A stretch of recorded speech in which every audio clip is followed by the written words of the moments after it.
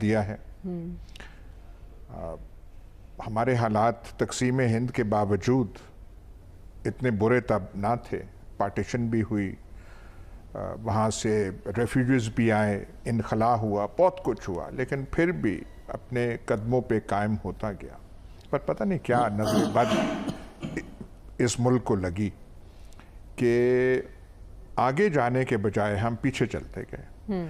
47 میں ہم بنے تھے تو پورے ایشیا میں صرف 2 جمہوریتیں تھیں, ہندوستان اور پاکستان.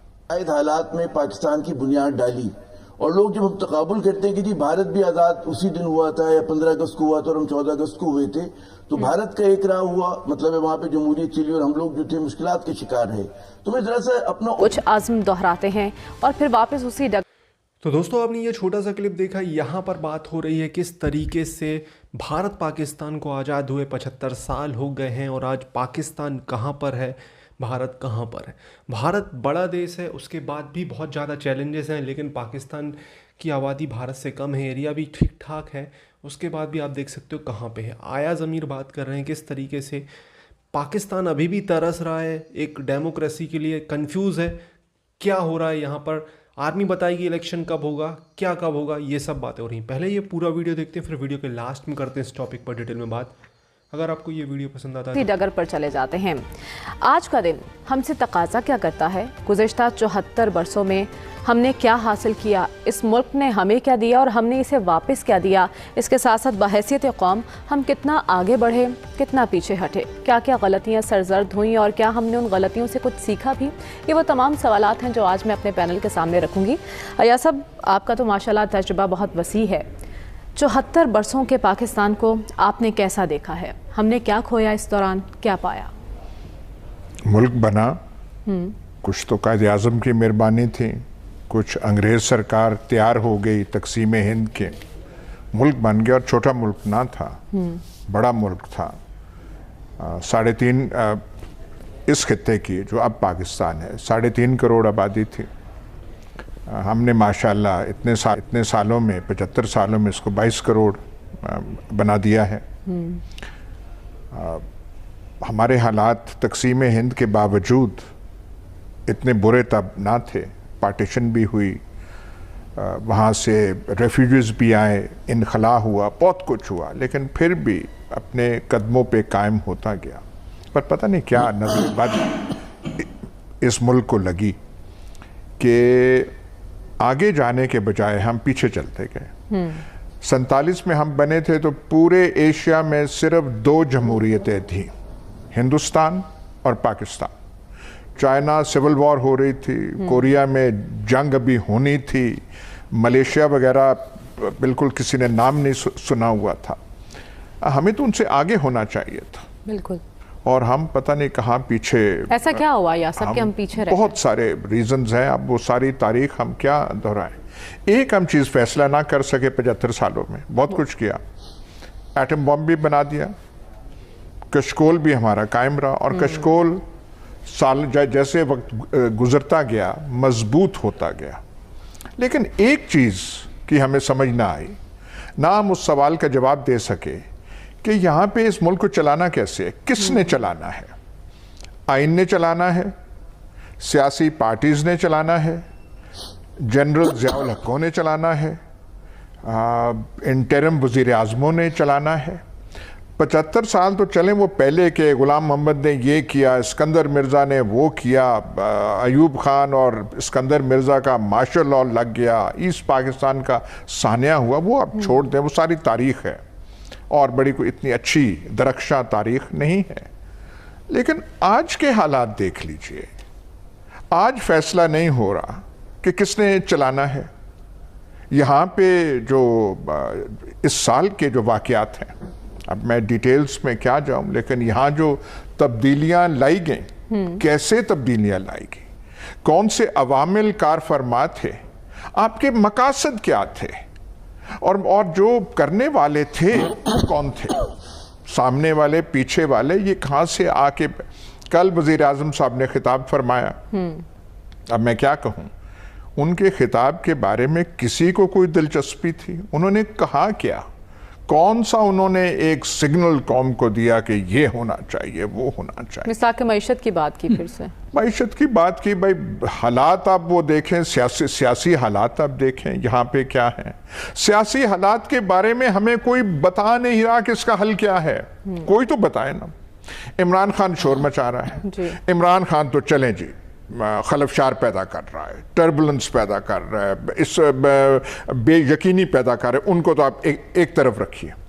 भाई कोई तो हो हमें जो बताए कि आगे हमने ये करना है, कोई इलेक्शन होने हैं, क्या होने हैं, कब होने हैं, किस तहत के तहत है। हम आप सैंडहर्स्ट मिलिट्री एकेडमी से पूछें कि जी पाकिस्तान के हल क्या है। आप कोई हमें वर्किंग पेपर बना के दें, ब्रीफिंग पेपर हमें दें कि हम जो है 22 करोड़ का मुल्क जो है हमने अपने हालात ऐसे चलाने हैं। 2 दिन से हम बात कर रहे हैं यहाँ की सवात की और ये, और भाई कोई बता तो दे वहाँ पे मुज़ाकरात कर कौन रहा है। और ये बात गलत है, ये तकी उस्मानी वगैरह गए थे वहाँ पे और तकी उस्मानी वगैरह गए थे तो वहाँ उन्हें कोई मिलने के लिए तैयार नहीं था। अच्छा, तालिबान वो जो टीटीपी वाले थे, इन्होंने सराजुद्दीन हक्कानी वगैरह को कहना पड़ा कि वो जो पाकिस्तानी यहाँ पे आए हुए हैं उनसे जरा मुलाकात तो हमारी हो जाए। तो सराजुद्दीन हक्कानी ने कहा कि उनकी जो बातें होनी है, जिनसे होनी है वो हो रही हैं, आप उस बारे में ना करें, आप खाना शाना खाएं। फिर एक आध मुलाकात उनकी करा दी गई। अच्छा। लेकिन सिराजुद्दीन हक्कानी का ये कहना कि जिनसे मुज़ाकरात वो कर रहे हैं वो हो रही है, तो ये जो आपने हमारा फिर एकदम यहाँ पे स्वात के लोग ये जो पिछले 4-5 दिनों से वहाँ पे खड़े हो गए, उन्होंने कहा हमने इनको, ये जो पहले के दहशतगर्द थे, हमने यहाँ पे फिर से उनका तसल्लुत हमने नहीं होने देना। पिछले 3 साल में सवात के हालात बदल गए हैं, हमें कबूल नहीं है ये मानना, क्योंकि हम मानेंगे तो फिर क्रेडिट किसको जाएगा, और जहां क्रेडिट जाएगा हम वहां पे किसी को देना नहीं चाहते। वहां टूरिज्म बड़ी है, वहां पे मौके एम्प्लॉयमेंट के बड़े हैं, लेकिन नहीं, हमने ये कहना है कि सारी जो है जो एक गवर्नमेंट थी 3 माह पहले सारा खराब किया उसका था, मान लिया वो है। पर कोई तो आके हिम्मत करे, कोई माई का लाल हमें बताए यार ये मसला हमें इसलिए किया था, आगे का रास्ता ये है। आज 75वीं हमारी एनिवर्सरी है, किसी ने हमें बताया है कि आगे का रास्ता क्या है? बिल्कुल नहीं, बिल्कुल आवाम को गुमराह ना किया जाए, ज़मीनी हक़ाइक़ से आगाह किया जाए। आमिर ज़िया साहब आपके जानिब आऊँगी।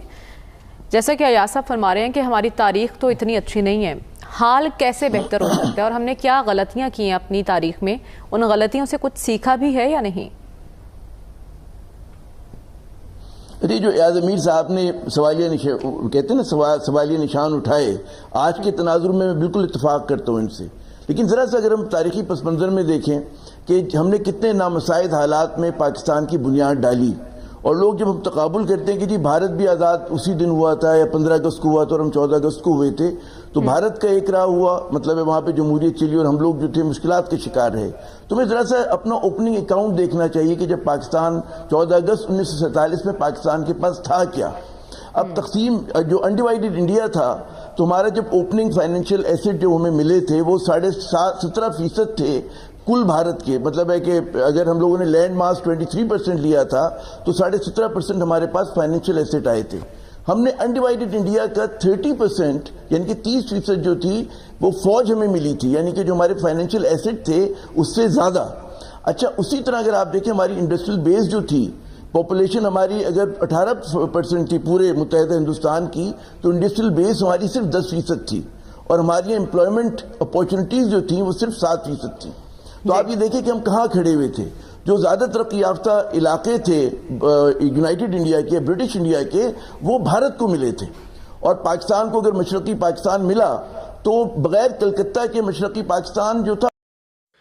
तो दोस्तों ये वीडियो यहाँ पर होता है ख़त्म। इस वीडियो में आपने देखा किस तरीके से भारत पाकिस्तान के बारे में बात हो रही है, हालांकि ज़्यादातर पाकिस्तान के बारे में बात हुई।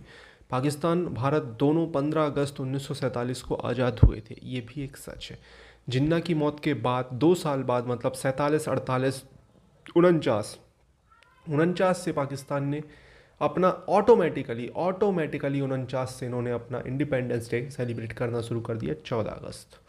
भारत से नफरत, ऑब्वियसली रिलीजन के नाम पे दोनों देश में से लोग यहाँ वहाँ हुए। एक ही रिलीजन ने ये सब किया, दूसरा रिलीजन इसमें रिस्पॉन्सिबल नहीं था, बिल्कुल भी नहीं था।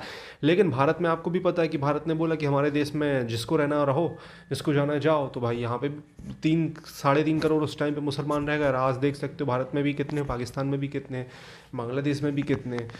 तो मेरे हिसाब से एक तो वो चीज़ बहुत गलत हुई, प्रॉपर तरीके से होना चाहिए था। तो दोनों देश में जो ये आरोप लगाए जाते हैं, हालांकि पाकिस्तान में तो माइनॉरिटीज़ है नहीं, पाकिस्तान भारत पे आरोप लगाता है कि माइनॉरिटीज़ ये वो फलाना ठिकाना, लेकिन अगर यहाँ पर माइनॉरिटीज़ को प्रताड़ित किया जाता तो ये 3 करोड़ से 25 करोड़ ना होते। ये भी एक सच है। सब बराबर के हक है, यहाँ की माइनॉरिटी उल्टा दबाती है। आपने देखा होगा हर चीज़ में यहाँ पर नौटंकी है, हर चीज़ में नौटंकी है, सब सामने आपके है, कोई बिल्कुल मतलब है नहीं, बस रोना रोना है इनको और कुछ नहीं। सीधी बात ये है। अब आपको क्या कहना, कमेंट सेक्शन में अपने सुझाव आप जरूर दीजिएगा। मैंने तो अपने सुझाव दिए। पाकिस्तान हो, भारत हो, बांग्लादेश हो, तीनों देश के मुसलमान बोलते हैं इस्लाम की हुकूमत थी तो ये था वो था फलाना था ठिकाना था। Pakistan totally Islamic country, Bangladesh totally Islamic country. फाड़ दो, आप फाड़ दो, दुनिया में सबसे ज़्यादा डेवलप कंट्री बन जाओ, बता दो आप ये वो, लेकिन कुछ नहीं होना है, सब बातें हैं, कुछ भी नहीं होना है, आपको भी पता है दोस्तों। तो आपको क्या कहना है इस वीडियो के बारे में प्लीज़